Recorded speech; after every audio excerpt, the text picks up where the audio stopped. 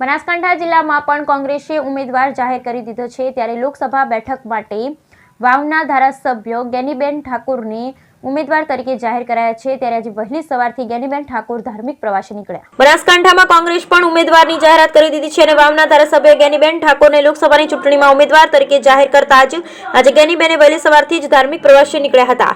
જે સૌ પહેલા તેઓ ઢીમા ખાતે ધરણીધર ભગવાનના દર્શન કરી ગેડા હનુમાનજીના દર્શન કરવા પહોંચ્યા।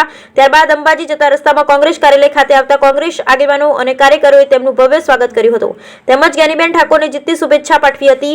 આ પ્રસંગે ગેનીબેન ઠાકોરે જણાવ્યું હતું કે બનાસકાંઠાની જનતા 2014નું પુનરાવર્તન કરી તેઓને ફરી આ લોકસભાની ચૂંટણીમાં પણ જંગી બહુમતીથી જીતાડશે તેવો આશાવાદ વ્યક્ત કર્યો।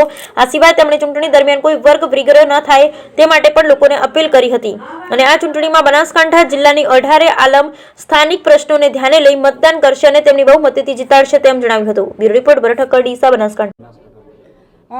એ મેં કીધું એ પ્રમાણે ઉમેદવાર ભારતીય જનતા પાર્ટીએ કોને મૂકવા એ એમનો વિષય છે। આ લોકશાહીની ચૂંટણી આખા દેશની અંદર લડી શકે છે એના બંધારણીય જોગવાઈ પ્રમાણે, પણ વાત એટલી છે ઘણા બધા ટિકિટો માગતા હતા અને ઘણા બધા ટિકિટો માગતા હતા છતાં જેને રાજકીય રીતે સંકળાયેલા ન હોવા છતાં એમને ટિકિટ મળી છે, પણ એ ભારતીય જનતા પાર્ટીનો વિષય છે। અમારી જે કંઈ ઉમેદવાર તરીકેની પસંદગી અમારા કોંગ્રેસના કાર્યકરો, બનાસકાંઠાના જિલ્લાની જનતા અને મોવડી મંડળે લીધેલો નિર્ણય છે।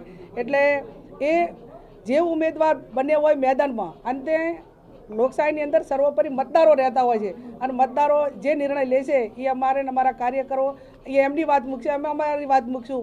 પરિણામ આવશે ત્યારે જે પ્રજા જનાદેશ આપશે એ એકાબીજા ખેલદિલીપૂર્વક સ્વીકારી જનાદેશ જનતાનો આભાર માનીશું।